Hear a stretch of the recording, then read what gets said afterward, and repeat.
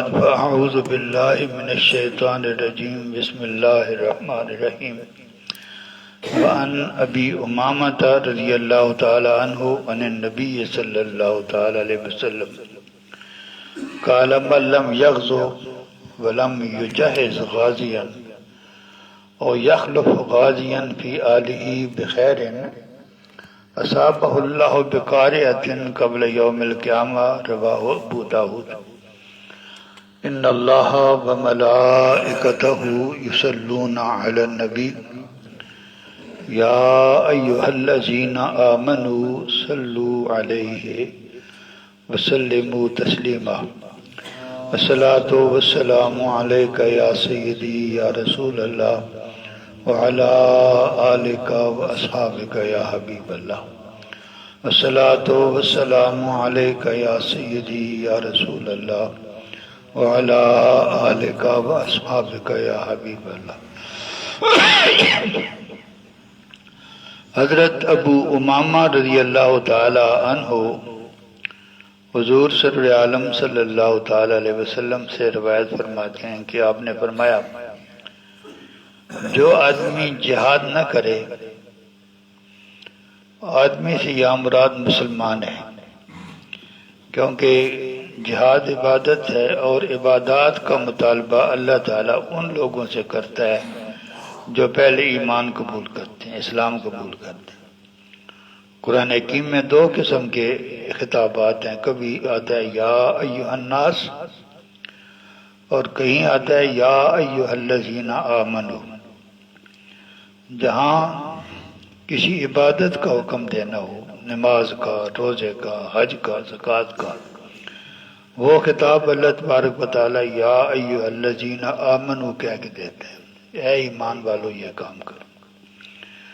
اور جب اللہ تعالیٰ ان لوگوں سے مخاطب ہوتا ہے جو کافر ہیں تو ان سے پہلے مطالبہ یہ کرتا ہے کہ ایمان لاؤ، کیونکہ ایمان کے بغیر عبادت کا کوئی تصور نہیں ہے۔ تو یہاں لفظ لکھا تو معنی ہے جو، لیکن چونکہ یہ عبادت ہے اس لیے سے مراد وہ لوگ ہیں جو ایمان لائے، ان سے اللہ تعالیٰ یہ فرما رہا ہے۔ حضور صلی اللہ علیہ وسلم فرماتے ہیں جو آدمی جہاد نہ کرے، جہاد میں شریک نہ ہو، ولم یجہز غازیا، اور دوسری صورت یہ ہے کہ کسی آدمی کو جہاد میں شریک ہونے کے لیے تیار کرے، اس کے اخراجات، اس کو گھوڑے کی ضرورت ہے، تلوار کی ضرورت ہے، زاد راہ کی ضرورت ہے، اس کے پاس یہ چیزیں نہیں ہیں تو یہ اس کو تمام چیزیں مہیا کر کے اس کو جنگ میں شریک ہونے کے قابل بنائے۔ ایسے آدمی کو کہ اس نے کسی غازی کو تیار کیا۔ اور تیسرا کہ کوئی آدمی جہاد پہ چلا گیا، اس کے پیچھے بال بچے ہیں تو ان کی اچھے طریقے سے دیکھ بھال کرے۔ تین کام میں خود شامل ہو، کسی دوسرے کے اخراجات برداشت کر کے اس کو بھیجے، یا کوئی آدمی جو جہاد پر گیا ہوا ہے اس کے پیچھے جو اس کے بال بچے ہیں ان کی صحیح طریقے سے نگہداشت کرے، ان کے اخراجات کو پورا کرے، ان کی حفاظت کا اہتمام کرے۔ فرمایا جس آدمی نے ان تین کاموں سے کوئی کام بھی نہیں کیا تو اللہ تعالیٰ قیامت سے پہلے اسے کسی مصیبت میں مبتلا کر دے۔ جنگ میں جا کر وہ جنگ کی سختیاں اس سے وہ بچ گیا، لیکن اللہ تعالیٰ اس کو ایسی ہی کوئی مصیبت اس کے گھر میں بھی اس کو مبتلا کر۔ اللہ تعالیٰ کے لیے مشکل تو کوئی نہیں ہے۔ آدمی گھر بیٹھو یا آپ کا لینٹر بھی اوپر گر سکتے ہیں۔ پہلے تو لکڑیوں کے چھت ہوتے تھے، خطرہ ہی ہوتا تھا نا، لیکن یہ چھت بھی جو لنٹر ہیں یہ بھی گر سکتے ہیں۔ اللہ تعالیٰ کی قدرت سے کوئی چیز بھی باہر نہیں ہے۔ تو فرمایا جو آدمی جہاد میں شامل بھی نہیں ہوتا، کسی دوسرے آدمی کو شامل ہونے کے قابل بھی نہیں بناتا، یا کسی جہاد میں شامل ہونے والے کے جو اس گھر کے معاملات ہیں ان کی دیکھ بھال بھی نہیں کرتا، کوئی ایسا کام نہیں کرتا، تو اللہ تعالیٰ یقیناً قیامت سے پہلے اس کو کسی بہت بڑی مصیبت میں مبتلا فرما دے گا۔ جو ہمیں مصیبتیں آتی ہیں ان میں سے شاید کسی کا سبب یہ بھی تو ہو سکتا ہے نا، ہم نے کبھی جہاد کے بارے میں سوچا ہی نہیں، کیا سوچتے ہیں ہم اس زمانے کے جو مسلمان ہیں ان کی میجارٹی وہ ہے کچھ تو وہ ہیں جن کے گلے پڑا ہوا ہے، وہ تو کرتے ہیں جس طرح مثال فلسطین میں، کشمیر میں، تو ان کے تو گلے پڑے ہوئے وہ تو کرتے ہیں، باقی ساری دنیا آرام سے بیٹھی۔ اب 3-4 دنوں میں 5-6 ہزار مسلمان شہید ہو گیا وہاں فلسطین میں، ہم آرام سے سو رہے ہیں، ہمیں کوئی پریشانی کوئی نہیں۔ تو جب مسلمانوں کی کیفیت یہ ہو، مسلمان ایک طرف مار رہے ہوں باقی آرام سے سو رہے ہوں، تو اللہ تعالیٰ کو حق پہنچتا ہے نا کہ اللہ تبارک و تعالیٰ ان پر عذاب نازل فرمائے، کسی وقت بھی کر سکتا ہے۔ اس حدیث پاک کو امام ابو داؤد نے روایت فرمایا۔ وعن انس رضی اللہ تعالی عنہ عن النبی صلی اللہ تعالی وسلم قال جاہد المشرکین باموالکم وانفسکم والسنتکم، رواہ ابو داؤد والنسائی والدارمی۔ حضرت انس رضی اللہ تعالی عنہ سے مروی ہے، فرمایا حضور صلی اللہ تعالی وسلم نے ارشاد فرمایا مشرکین سے جہاد کرو، مشرکین سے جہاد کرو۔ کیسے؟ مشرکین کے مقابلے میں اپنا مال خرچ کرو، اپنی جانیں خرچ کرو، یعنی مالوں سے بھی جہاد کرو، جانوں سے بھی جہاد کرو، زبانوں سے بھی جہاد کرو۔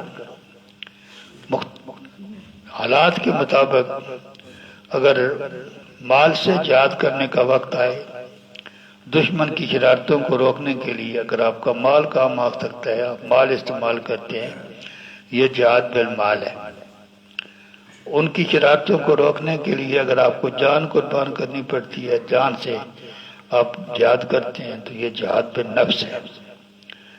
اور اگر ان کی شرارتوں کا جواب زبان سے دے کر ان کی شرارت کو روکا جا سکتا ہے، تو زبان سے جہاد، اگر آپ زبان استعمال کرتے ہیں، ان کی شرارتیں جو ہیں ان کو لوگوں کے سامنے پیش کرتے ہیں، اسلام پر جو وہ اعتراض کر رہے ہیں اس کا دفاع کرتے ہیں، تو یہ جہاد باللسان ہے۔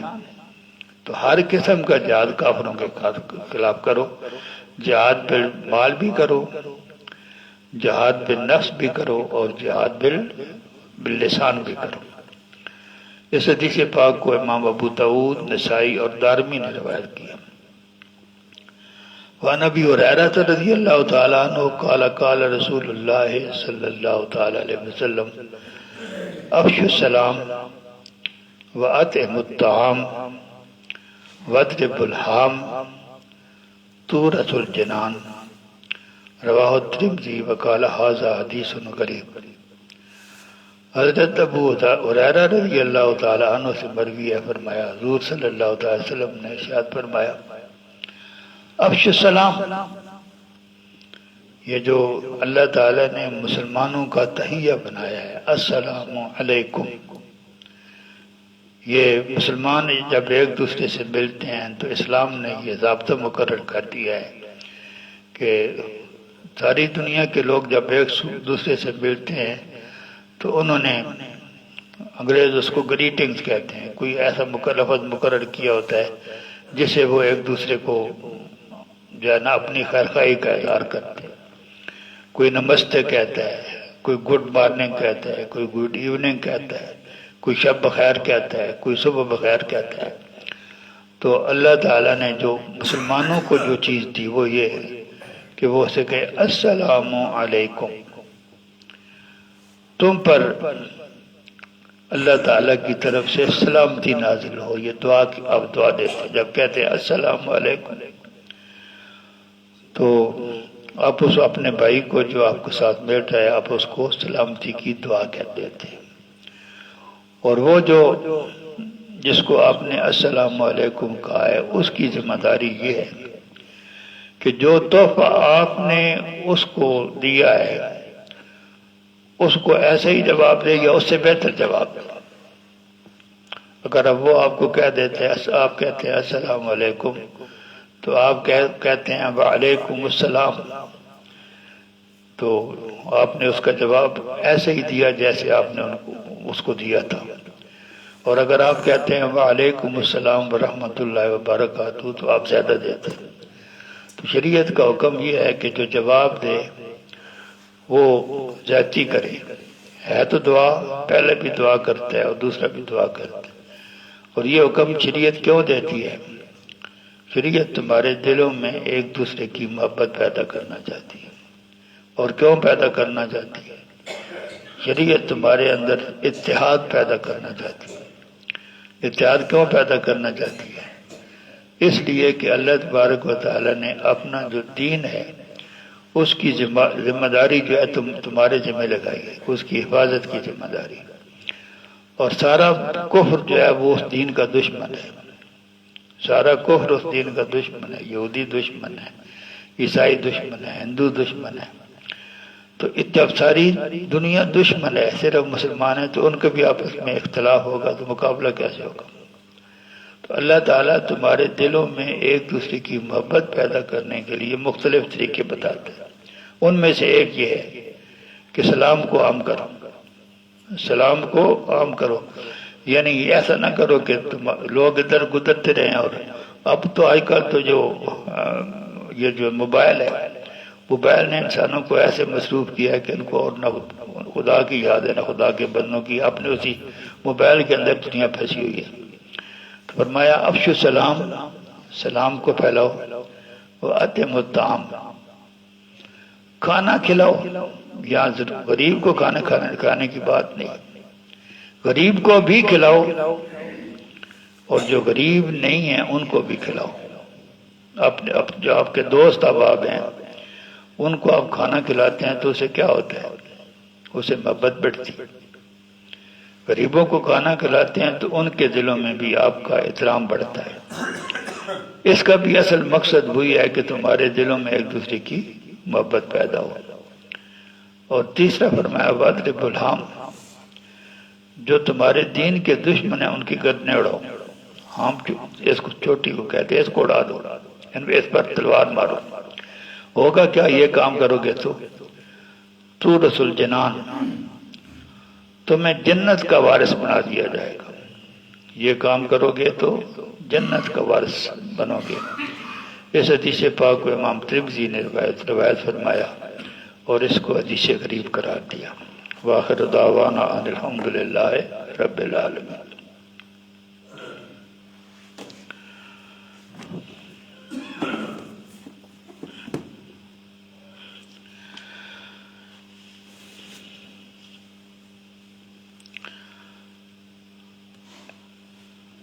نماز جب ہم جماعت کے ساتھ پڑھتے ہیں تو امام صاحب بھی ہوتے ہیں، مقتدی بھی ہوتے ہیں۔ امام غلطی کرے، امام سے غلطی سے کوئی واجب رہ جائے تو اس کے جو مقتدی ہیں ان کو بھی سجدہ صاف کرنا پڑتا ہے۔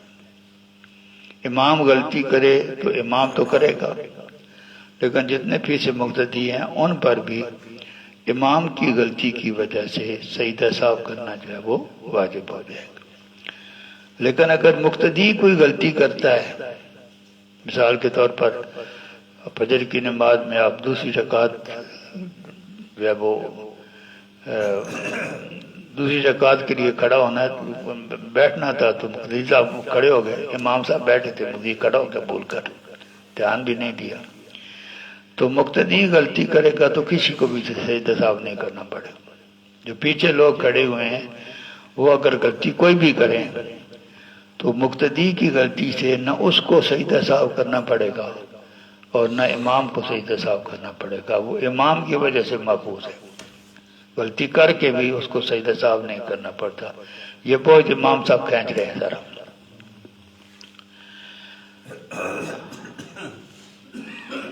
جو آدمی مسبوق اس کو کہتے ہیں جو دیر سے امام کے ساتھ شامل ہو، یعنی ایک رکعت پہلے پڑھی جا چکی تھی وہ شامل ہو، اس کو مسبوق کہتے ہیں۔ مسبوق جو ہے اگر امام کے ذمہ سجدہ صاف ہے تو مسبوق جو ہے وہ جب امام سجدہ صاف کرے گا تو وہ اس کے ساتھ سجدہ صاف کرے گا، خواہ جس رکعت میں امام سے غلطی ہوئی ہے اس وقت وہ ساتھ شامل بھی نہ ہو، لیکن امام پر سجدہ صاحب ہے، جماعت پر سجدہ صاحب ہے تو وہ پہلے امام کے ساتھ سجدہ کرے گا، پھر جب دوسرا سلام امام پھیرے گا نماز ختم کرنے کے لیے اس وقت اٹھ کر اپنی جو رکعتیں رہ گئی ہیں ان کو پڑھے گا۔ یعنی جو مسبوق ہے اس کو امام کے ساتھ سجدہ صاحب کرنا پڑھے گا۔ ایک ملک ہوتا ہے، ملک وہ ہوتا ہے جو ملک نہیں، لائق۔ آپ مثال کے طور پر نماز کے ساتھ ابتدا میں شامل ہوتے ہیں، درمیان میں آپ کو کوئی عارضہ لائق ہو جاتا ہے، وضو ٹوٹ جاتا ہے، آپ چلے جاتے ہیں وضو کرنے کے لیے، پیچھے جو ہے وہ امام ایک رکعت پڑھ لیتا ہے، یہ رکعت آپ کی رہ گئی ہے۔ اس قسم کے بندے کو لاحق کہتے ہیں۔ کیا ہے؟ لائق۔ دوسری صورت یہ ہے کہ امام مسافر ہے، امام مسافر ہے، جو مقامی لوگ ہیں وہ مقیم ہیں، تو امام نے 2 رکعتیں پڑھنی، باقی لوگ جو ہیں وہ بعد میں امام کے سلام پھیرنے کے بعد اپنی 2 رکعتیں پڑھیں گے، تو یہ لائق ہے امام کے ساتھ ابتدا سے شامل سے۔ تو ایسے لوگ جو ہیں وہ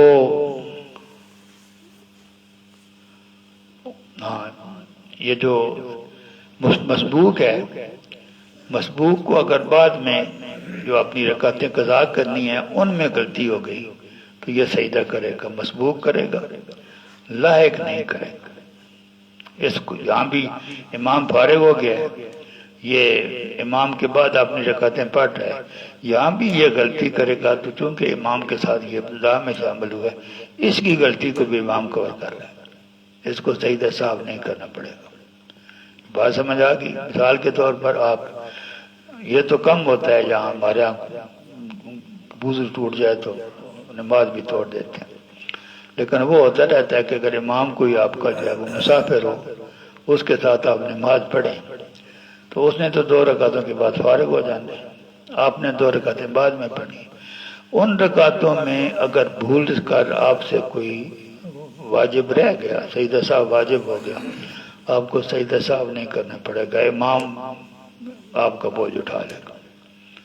وآخر دعوانا الحمدللہ رب العالمین۔